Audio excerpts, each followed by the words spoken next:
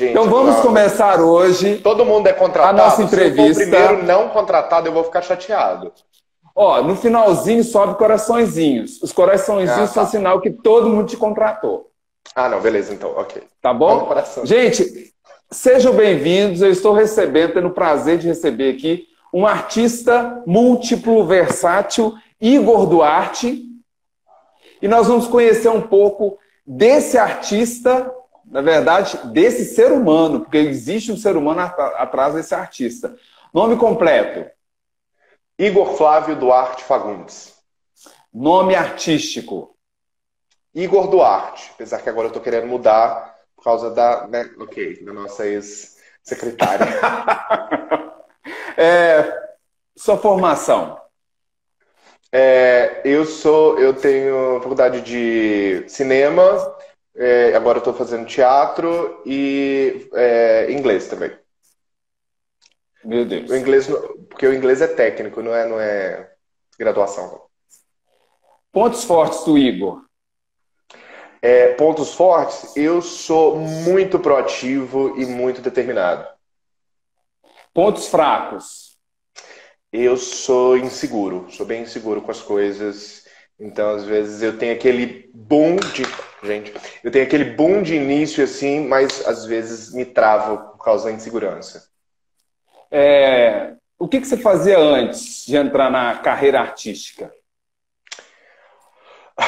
Então, eu comecei teatro muito cedo, né? Então, eu vejo que o teatro foi onde que eu comecei a existir. Então, eu não tenho uma coisa antes do teatro. Uhum. O que te levaria a não fazer mais teatro, a não ser mais um artista?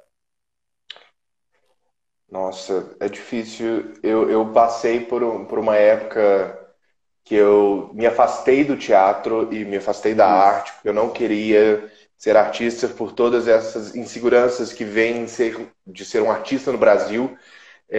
Mas hoje eu já consigo, hoje eu estou vendo as coisas com um olhar diferente, com um olhar de que a gente realmente tem que brigar pelas coisas. Então eu não sei se tem alguma coisa que me faria parar de ser artista, deixar de ser artista. Estou vendo. Eu uso essa palavra do ver para a próxima pergunta que eu faço para você. Onde você se enxerga daqui a 5 anos? Daqui a 5 anos, eu me vejo como um ator e produtor estabilizado em São Paulo. E o que o Igor faz para aprimorar esses conhecimentos no inglês, no teatro, no cinema, na fotografia? Depois nós vamos falar sobre isso. Tem fotografia ainda também. Então, eu estou estudando teatro agora em São Paulo. E também, agora que a gente teve que dar uma parada por causa da quarentena, estou procurando alguns cursos de aprofundamento em questão de produção também. Porque na faculdade de cinema eu aprendi algumas coisas de produção executiva, né, produção de arte, mas agora eu quero fazer algum estudo para especializar isso dentro do teatro. Porque eu acho que, tipo assim, nunca é demais estudar e a gente tem que estudar bastante mesmo. Qual foi a sua maior conquista profissional até hoje? Minha maior conquista profissional? Eu tenho várias coisinhas, depende de que área, né? A mais, quando se fala em arte, essa daqui para mim foi top. A mais. Então, dentro de arte, assim, eu acho que foi conseguir, que é até um projeto não finalizado, mas que eu considero que foi uma vitória muito grande que eu tive, que foi a produção de um espetáculo. Foi a produção de um espetáculo que, por de diversos motivos, a gente não pôde finalizar ele ainda, mas que foi escrever um espetáculo musical e com parceria com o Fernando Stringueta, que escreveu as músicas para mim, que compôs as músicas, e começar a dirigir esse espetáculo, apesar da gente ter que parar por um tempo. Mas eu vi isso como uma conquista muito grande, porque eu vi o que eu sou capaz de produzir. Então, isso, para mim, foi muito importante na questão de até aquele lance da insegurança que a gente se para antes de completar qualquer coisa. Nesse não, esse eu fui até onde deu, até onde eu consegui, até onde a situação me proporcionou, mas eu vi do que eu sou capaz e eu vi que se eu continuar eu consigo sim produzir coisas de qualidade e que... Porque eu acho que assim, o pessoal da minha idade, da nossa geração, a gente tá vindo uma leva... Da nossa com não, da muita sua, né? Porque eu tô assim, eu sou... O Eu prato de tentei te micro-ondas, puxar, ele... Não, não, não. O prato de micro-ondas, o micro-ondas abriu a porta ali, o prato de micro-ondas deu tchau, tchau pra mim e falou assim, ô Rony, assim, você tá ganhando, que você é mais rodado do que eu. Essa galera jovem, vocês, eu fico encantado com o trabalho de vocês, vocês são bebendo da fonte do conhecimento e trazendo tanta coisa nova, porque eu gosto de ir no teatro para ver coisas novas, sabe? Então, quando um artista novo assina alguma coisa, eu gosto de ir lá para ver o que ele traz de novo, porque ele está bebendo da fonte, né? Mas, continuando, conduta que te desagrada no meio artístico. Perdão, cortou o áudio. Ai, meu Deus, quê? Conduta que te desagrada no meio artístico. Mas antes, eu queria dar sejam bem-vindos. Eliferson, a Ju está aqui, a Isabel está aqui. Pessoal, vão chegando, nós estamos falando aqui, o doido falando com o maluco, e eu queria te perguntar, conduta que te desagrada no meio artístico. As condutas que me desagradam no meio artístico, eu acho que são a briga de ego, a briga dos egos, né? Porque quando você se envolve com ator é assim, uma criatura divina, mas que tem essa questão de uma briga de egos ali, mas que eu vejo que, assim, pelo menos nos meios que eu frequento, isso tem melhorado demais. O pessoal tem...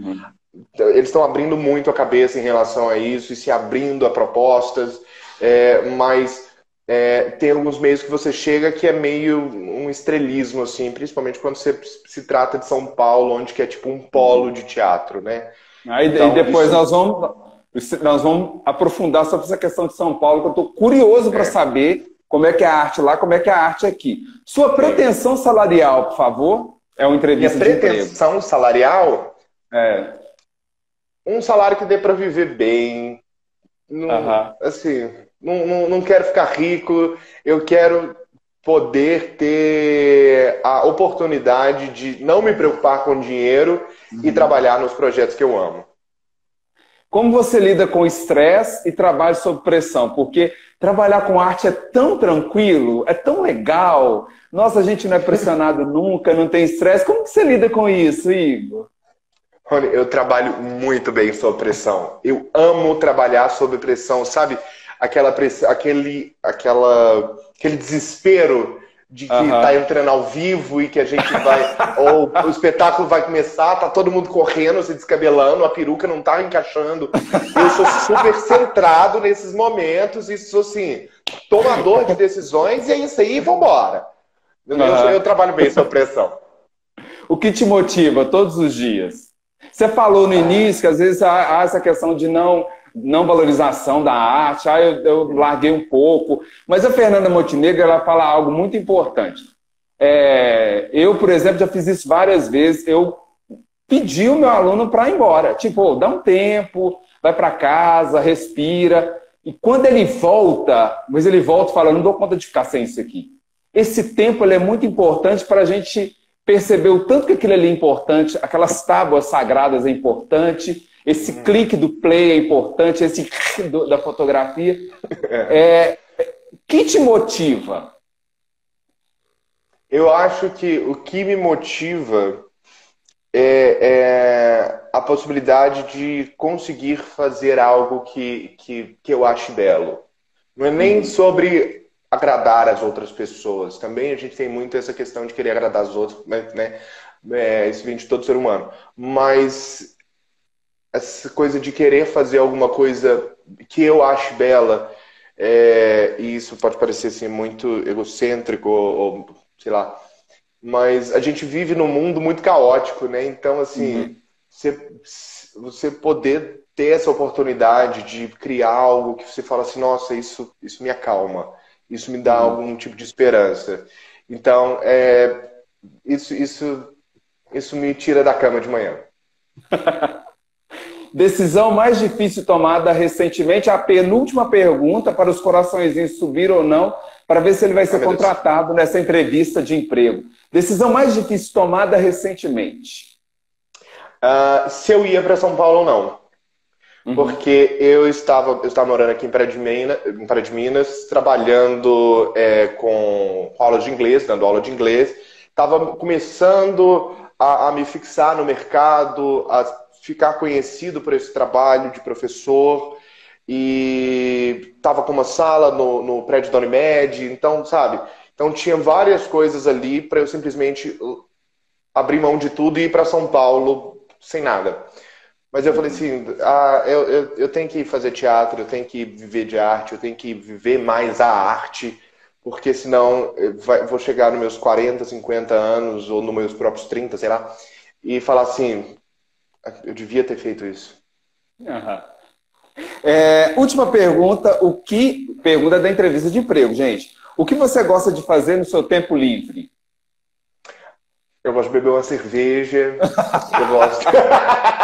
Eu gosto. Gente, ontem eu entrei numa live, era quase 3 horas da manhã. O Igor tava lá, tomando uma cerveja, conversando com o povo. Eu falei, gente, é artista mesmo, não tem jeito. Foi uma live surpresa de ontem. Mas eu gosto muito de assistir seriado, eu gosto de beber uma cerveja, sentar com os amigos para conversar, porque eu falo demais. Então, assim. Eu só tenho amigo que fala muito, então a gente dá certo e eu gosto de gastar meu tempo livre com gente que eu amo. Ótimo.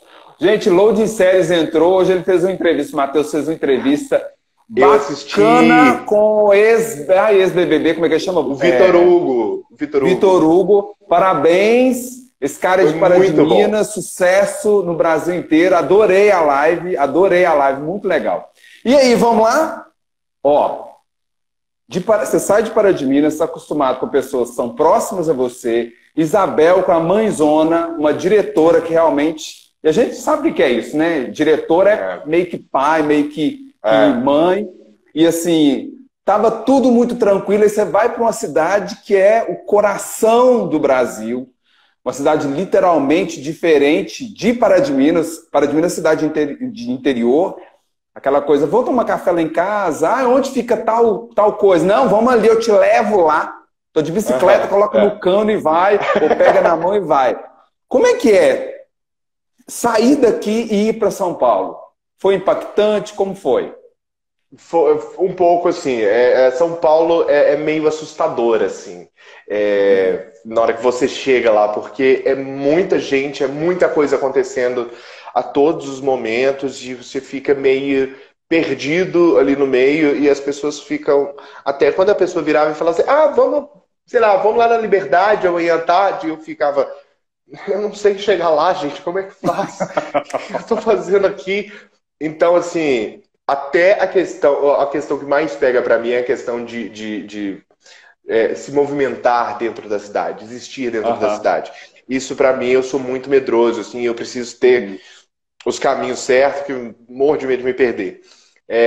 Mas, ao mesmo tempo, você conhece muita gente, e se você se abrir, é claro, você conhece muita gente diferente e com, assim, universos completamente opostos ao seu e diferentes.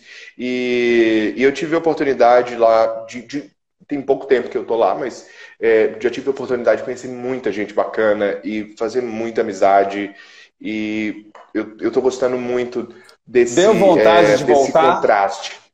Não, deu vontade de voltar para Pará de Minas? Bateu aquele aperto no coração? Não. Não? Porque... Não. Mas é porque eu sempre... Pará de Minas é muito perto. Para mim era muito perto. Tem um ônibus que sai de São Paulo de noite e chega em Pará de Minas de manhã, que é direto. Então eu falava assim, gente, se eu sentir saudade, eu durmo no ônibus e acordo em Pará de Minas. Eu durmo em São Paulo e acordo em Pará de Minas, tá tudo certo. É um portal, né? Sim. É praticamente um portal. Então deu essa noção, assim, uma coisa meio, um conforto psicológico de saber que eu estava tão próximo. Mas te pergunto, Pará de Minas é a cidade do coração. E em São Paulo existe a questão da disputa mesmo. As pessoas levantam para trabalhar e para produzir. Como é que foi encarar isso? Olha, você tem que estar aqui para trabalhar, para produzir, para conquistar coisas. Como é que foi bater de frente com isso, mesmo no ramo da arte? Assim, eu quero falar um pouquinho sobre a escola, mas primeiro eu vou falar sobre o mercado de trabalho. Aqui em Pará de Minas, por ser pequeno e todo mundo conhece todo mundo e tal, assim, eu nunca tive dificuldade de encontrar emprego, encontrar, sei lá, uma entrevista de emprego e tal. Nunca tinha ficado desempregado. E na hora que eu cheguei lá, assim, foi um choque de mandar 100 currículos por dia e você não receber uma ligação. Então, assim, eu fiquei assim, gente, o que eu tô fazendo da minha vida aqui nesse local onde tem... Porque nos sites lá, você falava assim, você via a vaga e lá tava falando 2.000 pessoas se candidataram a essa vaga, 3.000 pessoas. Você ficava assim, gente, o que eu tô fazendo aqui? Que tem gente demais. Então, assim, é extremamente assustador e essa questão, e o pessoal é muito focado. E aí eu falei assim, não, então vamos lá, então eu tô pronto para esse jogo. Aí eu comecei a conversar com todo mundo, absolutamente todo mundo, sobre isso. Eu consegui uma entrevista consegui uma entrevista não, eu entreguei currículo num ponto de ônibus.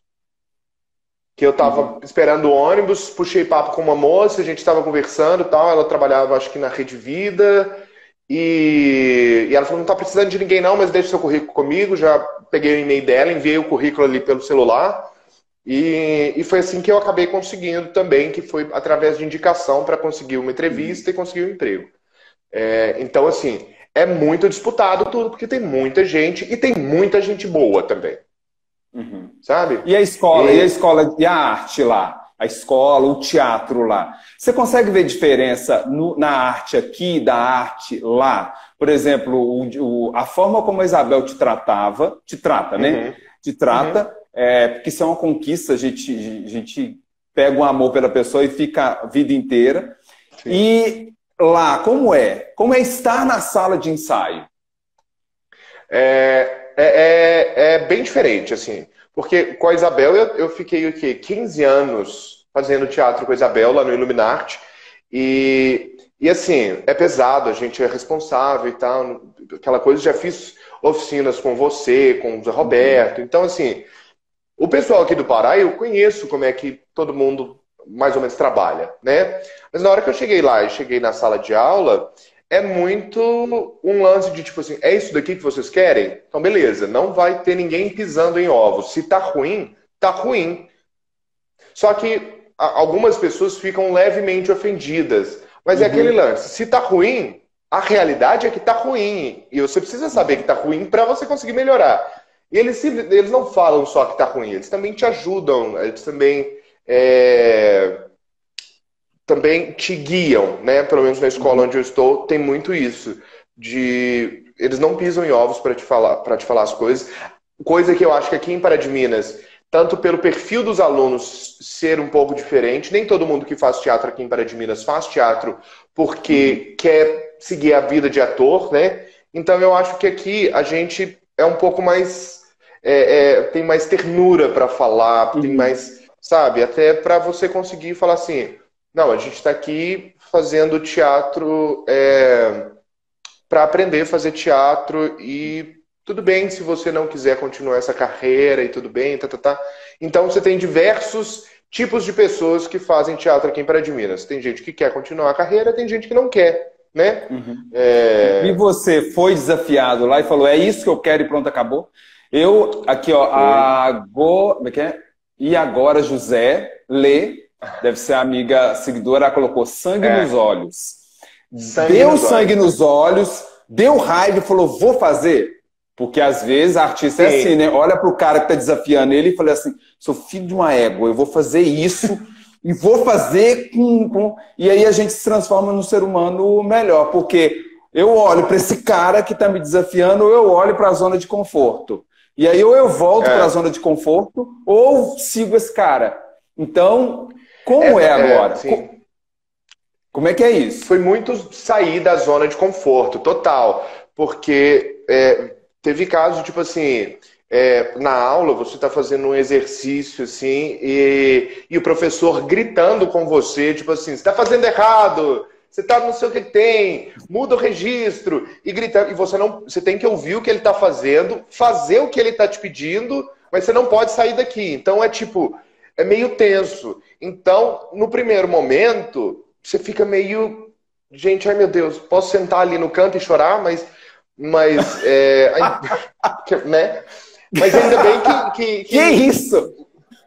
Mas a vontade, o objetivo, você lembra dele? Não, meu foco é esse, vamos embora, né? Sim, mas eu penso assim, Igor, eu penso assim, até tem dentro do que eu passo com meus alunos, tem uma regra, uma cláusula que fala, se eu estiver exagerando como ator, porque você sabe qual é o seu limite, você tem que falar, opa, Rony, é até aqui. Você está exagerando. Porque a gente conhece cada pessoa, né? Você falou de uma forma muito interessante que quando a gente sobe o morro, eu falo que eu subo o morro e vou para o Padre Libério, eu sei até onde eu posso ir com determinado aluno. Né? E você sabe, com esse você trata nesse tom, no outro você trata assim, não tem como você tratar, né? E lá não tem isso, né? Lá é um tom para todo mundo e pronto, acabou. E o seu objetivo tem que estar muito claro, senão você desiste. Mas vamos falar das suas produções. Você fez em 2011 Dom Casmurro.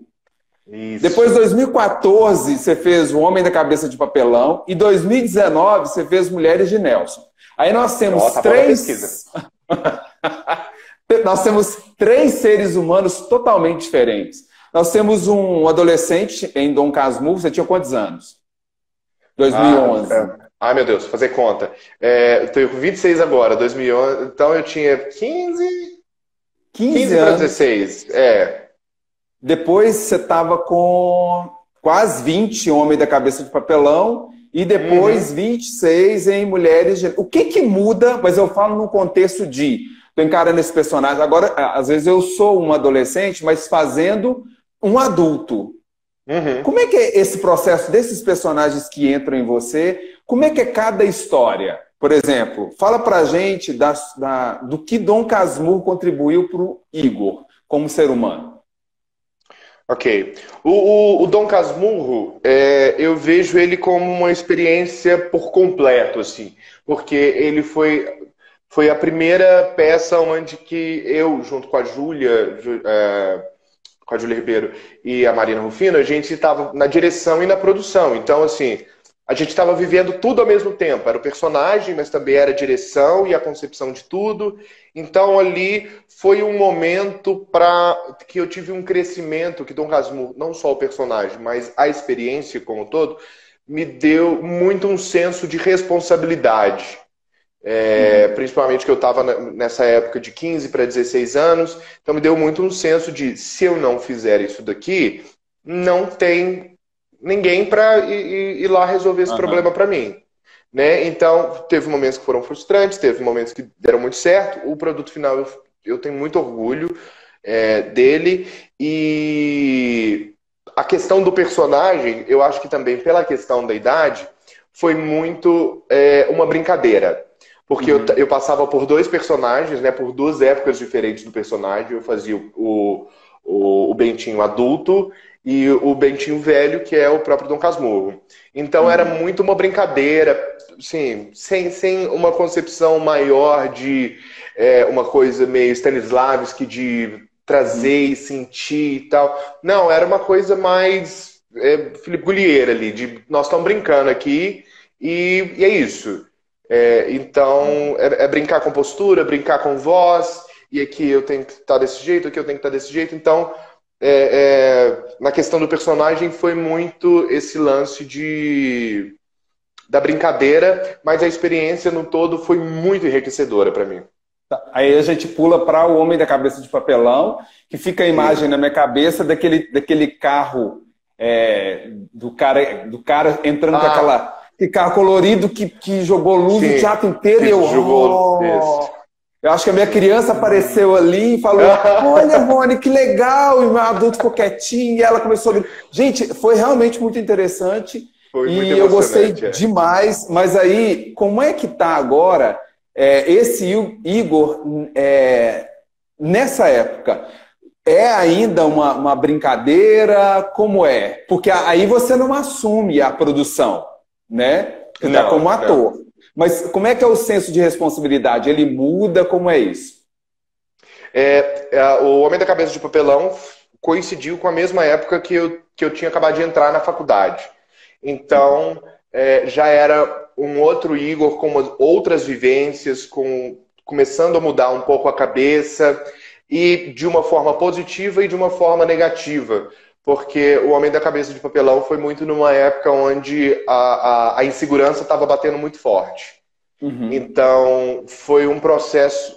E teve toda uma questão de. Eu entrei na produção do Homem da Cabeça de Papelão, e só que aí eu mudei para Belo Horizonte, então eu saí. E depois, uma semana antes da estreia do espetáculo, um ator teve um problema, não ia poder participar, então eu voltei. Então eu Uhum. tive uma semana para voltar para o processo e pegar aquele personagem. Então, assim, foi meio louco e eu brinco, e a Cláudia Jordão brinca comigo também, assim, que a direção foi dela, que as apresentações foram o meu ensaio, né? Porque acabou Uhum. que eu fui ter que consolidar o personagem mesmo durante, porque a gente foi fazer circulação com o espetáculo por Minas Gerais. Uhum. Então, assim, foi lá pela terceira cidade que eu falei assim, não, o personagem é esse. Porque até então eu estava moldando ele, mas num senso ele acho que me deu tanta insegurança, não esse processo, mas essa época, e também a questão da circulação com o espetáculo por Minas Gerais, de poder ver que isso que ser ator podia sim ser uma carreira, e, Uhum. e bateu a insegurança de, ai, será que eu dou conta? Será que eu estou fazendo certo? E Porque entrei num tinha, processo que tinha já estava pessoas, finalizado. tinha pessoas incríveis ali com você, né? Sim. Atuando, Não, então assim, só só olha para o lado, fera. só olha para o outro, só fera. E aí você estava viajando pelo interior de Minas Gerais, e aí tava jogando, tava na sua cara ali, ó, né? Na sua cara, É, ou eu assumo esse ator aqui. Ó, que legal sim. essa experiência, viu? Que legal. E antes da Sim. gente ir para. Eu estou acelerando, que eu estou com medo da gente. Meu Deus. Eu também estou preocupado com a sua live, tá? Não, É, bora lá, dá tempo. antes de Mulheres de Nelson, porque Mulheres de Nelson a gente encontra esse Igor agora, atual, né, com Uhum. essas vivências de São Paulo, com essa certeza de que é a arte mesmo que ele quer para a vida dele. Eu vou falar uma palavra e eu queria que você defendesse ela por unhas e dentes. A Senhor. importância dela na sociedade, na arte. Eu vou falar de. Eu fucei seu Instagram, tá? Fotografia. Defenda a fotografia pra gente. Fotografia, eu sempre falo da fotografia que ela é uma janela para as lembranças. E que nada nesse mundo é para sempre. E isso eu tive essa lição durante a faculdade de cinema, que eles falam que chega um ponto que você precisa escolher o que você vai salvar ali, porque você não consegue transferir tudo, por exemplo, que estava em filme para passar para DVD, e depois do DVD para passar para não sei o quê. Você não consegue transferir tudo e salvar tudo. Então chega um ponto que você precisa salvar, que você precisa abrir mão. Então eu trago isso para fotografia também, porque ela é a janela que a gente tem para o passado, e as fotografias que vão ajudar a gente a manter lembranças das pessoas e dos momentos. E por isso que eu acho que ela tem uma importância tão grande. e hoje ela é muito acessível. Então é muito gostoso você poder ver uma fotografia de 2, 3, 4, 10 anos atrás e falar, gente, eu tinha esquecido desse momento. Nossa, como é que esse dia foi bom. Você viver sem isso, claro, muita gente já viveu sem isso, mas eu acho que a gente está tendo uma oportunidade nesses dias de hoje de ter essa popularização da fotografia. Eu acho que é uma dádiva que a gente foi dada e que a gente está desperdiçando ela agora com as fotos digitais. Porque agora ficou muito fácil tirar foto e apagar foto e fica 1 milhão de fotos ali no celular e de repente você perde o celular, perdeu 1 milhão de fotos. Ah, tudo bem, pega o celular. Eu tenho quilos de álbuns aqui. Quilos de álbuns. Gente, uma vez por ano, pelo amor de Deus, separa umas fotos, imprime, revela, sei lá, e vai guardando isso. Porque se tiver só digital, perde. Sabe? Guarda essas lembranças. Gente, ele defendeu a fotografia ou não? Se defendeu, vocês levantam, vocês que são os, como é que chama, os jurados. Gente, manda coraçãozinho aí, gente. Manda coração aí, gente. Senão eu não vou ser contratado. Ah, meu Deus. Defende agora a direção, a importância do diretor. Ok. Eu acredito sempre que a gente, o público, a gente vê ali, seja na tela ou no palco, a gente vê o resultado do que estava na cabeça do diretor. É o diretor que vai, que empresta pra gente, que deixa a gente espiar dentro da cabeça dele por um momento ali, para ver o que ele imaginou. Então, assim, claro que para a execução ele precisa da ajuda de muita gente, porque ninguém trabalha sozinho na arte, né? Mas o diretor é aquele que está ali falando assim, ó, vocês estão conseguindo ver aqui dentro do meu cérebro? É isso que eu quero. Essa é ótima. Nunca ouvi falar isso, achando isso excelente. Você nunca tinha parado para pensar dessa maneira, não? Não, eu vou começar. Gente, tenta visualizar o que está aqui dentro, gente. Que olha. E o que eu acredito que faça um bom diretor, porque imaginação todo mundo tem, criatividade todo mundo tem. O que faz um bom diretor é a habilidade de conseguir se expressar o que ele quer para as pessoas de quem ele precisa de ajuda. Por isso que o estudo é tão importante, que você aprende a comunicar. Você não aprende a imaginar, você não aprende a criar, você aprende a comunicar. Né? E isso que eu acho importante. Gente, defendeu o diretor ou não? Eu sou diretor, meu Deus do céu. Eu tô torcendo pra você agora. Coraçãozinho. Você tá defendido, Rony? Eu tô torcendo por você, pra gente, né, ser defendido. E agora, a gente tá quase finalizando, mas eu queria que você falasse do inglês rapidão pra gente, porque depois nós temos que falar mais de 2 coisas. O inglês pra gente. O inglês foi uma coisa assim que caiu do nada assim na minha vida, porque na adolescência, por eu gostar muito de seriados, de filmes, mais de seriados, assim. Ah, meu Deus. Ok. Não derrubei nada. Ao vivo pode tudo. Então, assim, meio que eu tive muita facilidade para aprender inglês, assim, não nego, porque, assim, eu acho que tem gente que é muito melhor e teve que se esforçar muito mais do que eu. O meu foi meio assim, chegou, gente, foi isso. E quando eu voltei de Belo Horizonte, depois da faculdade de cinema, que eu voltei para Pará de Minas, que eu falei assim, tô sem nada para fazer aqui, vou voltar a estudar inglês, porque eu gosto de estudar inglês. Aí eu fui na escola onde eu estudava, e assim que eu cheguei lá, antes de perguntar quanto que custava um curso, eles falaram assim, Igor, a gente está precisando de um professor. Aí eu falei assim, mas eu? Aí eles falaram, e a escola me ofereceu todo um treinamento e tudo mais, e aí eu fui me apaixonando por estar dentro da sala de aula, e uma coisa foi puxando a outra, e eu fiquei nisso 5 anos, agora eu mudei para São Paulo, tô dando aula de inglês lá também, porque a gente sempre fala, né, artista é sempre artista né, ator artista Gente, né? Tanta coisa que eu tô aprendendo com você aqui hoje. Coraçõezinhos, por favor, se ele defendeu o inglês. Ô, Igor, eu vou ter que fazer um merchan aqui, a gente é o Sapori Doces e Salgados. Hoje, alguém me bate aqui no portão e traz para mim uma cesta de uma cesta e entrega para o meu café da tarde hoje foi assim, deliciosíssimo, porque eu tô me sentindo tão blogueirinho, sabe? Eu me senti blogueirinho. Falei, gente, é isso que o blogueirinho... Eu me senti um blogueirinho, sabe? E achei muito fofo. Eu queria mandar um beijo para vocês por ter um bolo delicioso. Guardei na geladeira ali para nenhuma formiga maldita vir comer. E queria agradecer. Fiz um merchan aqui. Igor, fala pra gente rapidinho sobre Mulheres de Nelson. Você tem, em 2000, Dom Casmurro, um adolescente que assume responsabilidade, que é provocado, se diverte. Faz parte, né?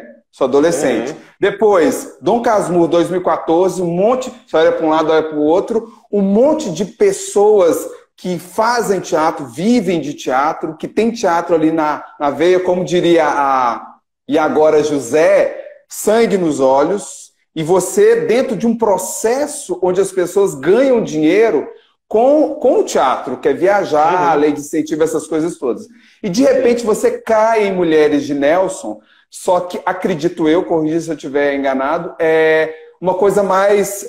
vou investir todo mundo aqui em pesquisa, porque quando eu fui assistir Mulheres de Nelson, eu fiquei muito assustado com o nível, tipo... A gente vê que os artistas, a gente vai assistindo o trabalho deles, eles crescem gradativamente. Mas eu fiquei impressionado de ver a altura. Foram 3 degraus. E eu fiquei muito assustado. E eu fui uma das pessoas que puxou aplausos em cena aberta de cenas incríveis que apareceram ali. Para mim, é um espetáculo muito impactante, muito forte. E ele faz um círculo em termos de... Na música legal, cenário, interpretação, principalmente interpretação, é muito interessante. E aí, o Igor, no meio disso?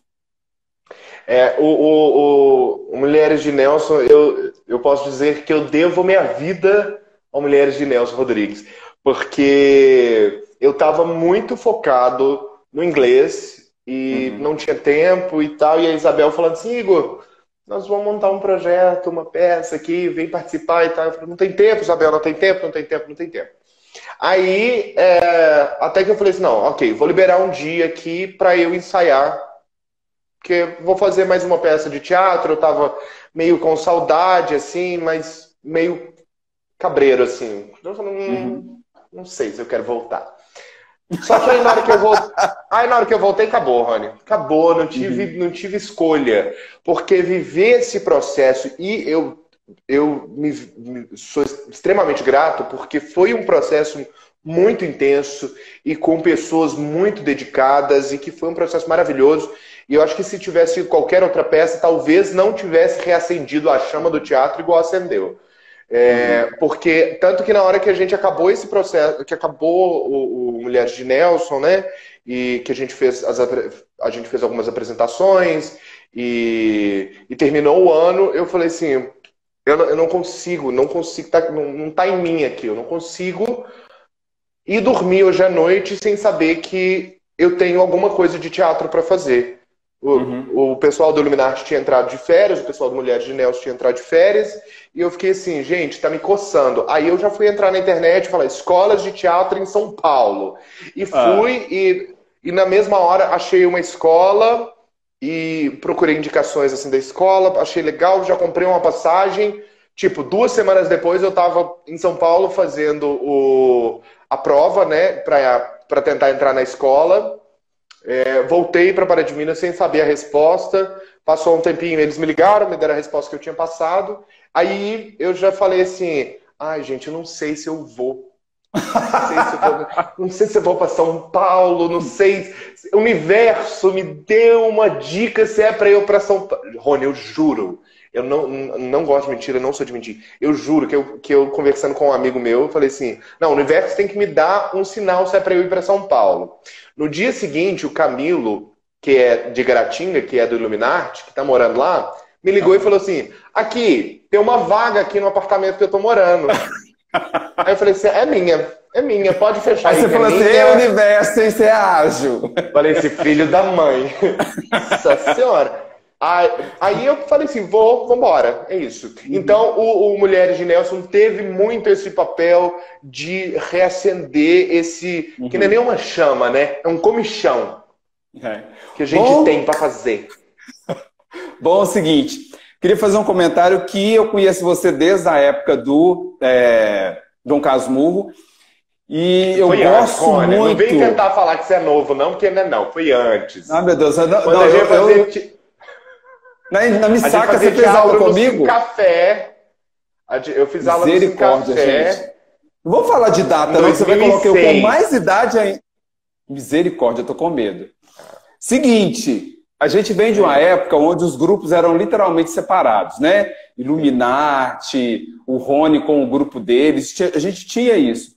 E tinha uma certa rivalidade esses grupos. E a gente acaba que a gente não tinha uma conexão, vamos falar assim. Até que o destino falou assim, vocês vão se aproximar. E eu comecei a me aproximar da Isabel e a gente, das outras pessoas que faziam teatro aqui, e a gente começou a perceber que são linguagens diferentes e que não é disputa, é soma. E aí, eu fiz, depois que a Isabel foi para o Teatro Municipal, eu pude perceber quem era a Isabel, porque a gente estava muito junto, porque antes era cada um, né? A gente estava muito junto, a gente pôde se encontrar, e eu pude conhecer melhor a Isabel, o trabalho dela, a linguagem dela. Eu lembro do carinho com que ela recebeu os meus alunos. A primeira vez que os meus alunos chegaram lá, tinha uma plaquinha escrito, seja bem-vindo, Colibri. Aquilo ali, mas assim, foi lá no meu coração mesmo. Eu falei, gente, o que é isso? Isso é amor, né? Isso é amor, isso foi essa casa de vocês, sejam bem-vindos. Então, assim... agora a gente está num tempo onde a gente está muito unido, os artistas da cidade, e eu espero que os políticos que vierem percebam isso, e que nós estamos unidos, e que nós vamos lutar por essas casas, e que essas casas não podem fechar, porque ela é a sua história. Né? Você fala de Cine Café, eu lembro de você na Missaca, eu lembro de você no Teatro Fernando Otávio, fazendo isso. E você, eu falo do trem da história, você está lá. Você é muito jovem, 26 anos, muito jovem, mas você está lá, você construiu a história de teatro, você é referência para outros jovens, né? Vi uma menina chamando professora aqui, então assim, você é referência para muita gente, você já faz a história do teatro aqui, eu sei da minha importância, você sabe da sua importância e nós estamos construindo a história do teatro aqui. Eu queria muito te agradecer por ter aceito o convite e queria te perguntar se tem uma pergunta que eu não te fiz que você gostaria de responder. Ai, meu Deus. Não, acho que... Gente, eu acho que eu falei... Eu fui tão feliz, assim, na conversa que a gente teve. Foi uma conversa tão boa que eu sinto que não teve nada faltando, não. Eu te agradeço demais também pelo convite. Ah, meu Deus, tem mais coisa? Agora você tem que fazer uma pergunta para Ron de Moraes, é a última. Você tem uma live agora. Ok, Rony. Ai, meu Deus. É uma pergunta que não é fácil, mas vamos lá. O que você acha que vai ser da arte pós-quarentena? Você acha que o papel que ela vai ser mais valorizada? Ou vai continuar do jeito que estava? Você acha que vai ter uma mudança ou não? Nós artistas, nós somos abençoados. Porque, por exemplo, eu estou aqui e eu sei da importância que é assistir um filme e eu olho quem que está ali atrás. Quem que fez aquilo tudo? Porque a gente vê só o produto final. Quem são as pessoas que escreveram, dirigiram, fotografaram, maquiaram, vestiram aquele figurino maravilhoso, aquela edição, aquilo tudo ali, e o pessoal só vê isso aqui pronto. Eu sinto que nós, artistas, estaremos muito mais empoderados. Nós vamos saber do nosso lugar no mundo, da nossa importância, porque na pandemia, quem alimentou, quem não deixou as pessoas se entediarem, quem não deixou as pessoas pirarem o cabeção foi o quê? Foi a arte.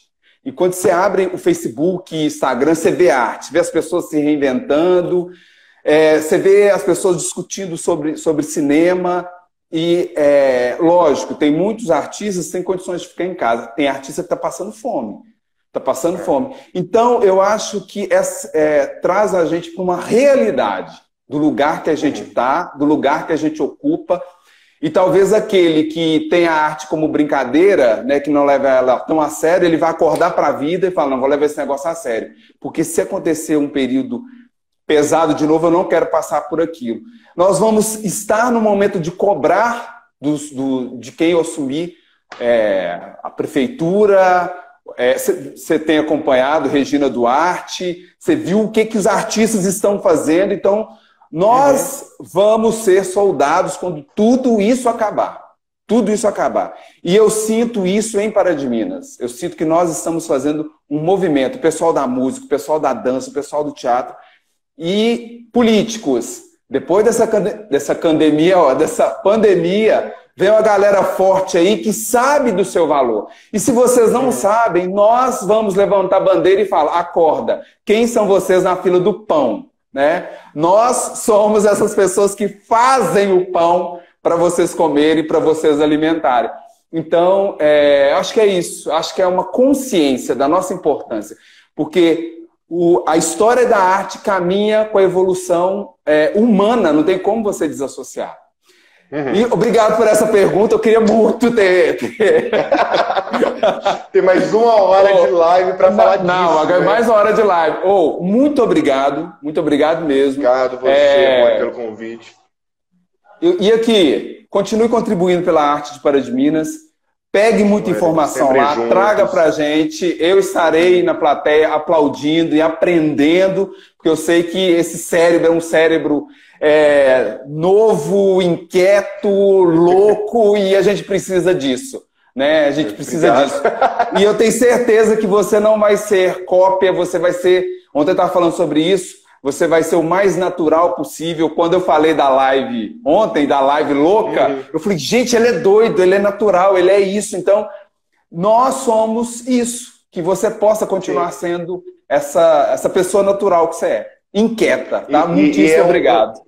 Um orgulho ter artistas conterrâneos como você, que a gente possa trabalhar junto para aumentar a arte nessa cidade, nesse estado, nesse país, nesse mundo, e vamos embora junto. Isso. Tá aqui, ó, o Gustavo que falou isso ontem. A live foi muito provocativa. O Gustavo, executivo, ele falou que a gente nasce natural e morre cópia. O artista não dá conta, sabe? Então, assim, se você está inquieta porque você quer alimentar essa criança natural que existe aí, essa criança criativa, essa criança que pira, que escreve, que dirige, e continuamos alimentando ela para que ela se torne cada vez mais natural. Estou num corpo de adulto, mas sou natural. Eu sou isso, eu sou esse sorriso, eu sou essa loucura, porque eu sou esse gesto aqui. Brincar, né? Não tem como você fazer arte sem brincar, sem se divertir, sem acessar a criança interior. É muito isso. Gente, corre lá no Instagram dele, porque ele vai começar agora, tá? É bem isso, né? Gente, é tipo assim, olha, eu tenho que ir embora que eu tenho um show agora. Pega o helicóptero e corre pra lá, tá? Sim, gente. Vou pegar o helicóptero agora, gente. Isso.